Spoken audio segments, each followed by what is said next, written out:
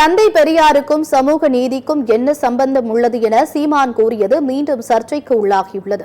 கடலூரில் செய்தியாளர்களை சந்தித்த அவர், சமூக நீதிக்காக போராடியது பெரியாரா, ஆனை முத்துவா என்று கேள்வி எழுப்பியுள்ளார்.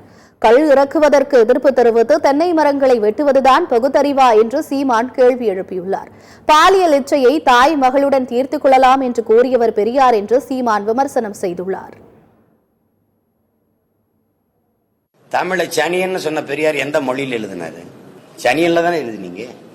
நீங்க என் மொழியவே இழிவாய அது ஒண்ணுமில்லைங்கிற போது அப்புறம் என்ன சமூக மாற்றம், அப்புறம் என்ன சீர்திருத்தம், அப்புறம் என்ன அரசியல் இருக்கு? அடிப்படையே தப்பா இருக்கு. உனக்கு உடல் இச்சை வந்தா பெற்ற தாயோ மகளோ அக்காவோ தங்கச்சியோ அவர்களோட உறவை வச்சுக்கிட்டு சந்தோஷமா இருக்குன்னு சொன்னது பெண்ணி உரிமையா? சரி, மதுவுக்கு எதிராவா?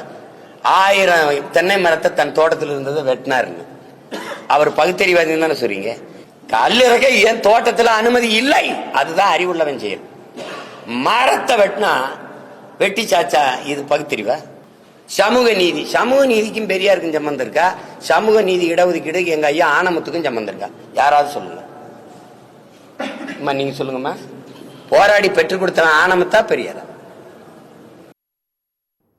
பெரியாரை விமர்சனம் செய்து சீமான் பேசியதற்கு அரசியல் கட்சிகள் கடும் கண்டனம் தெரிவித்துள்ளன. சீமான் கூறிய கருத்தை திரும்ப பெற வேண்டும் என்று தெரிவித்துள்ளன. சீமானுக்கு மனநோய் பாதிப்பு ஏற்பட்டுள்ளதாக திமுக எம்எல்ஏ எழிலன் விமர்சனம் செய்துள்ளார். அரசியல் தரித்திரம் சீமான் என்று நாஞ்சில் சம்பத் கடுமையாக விமர்சித்துள்ளார்.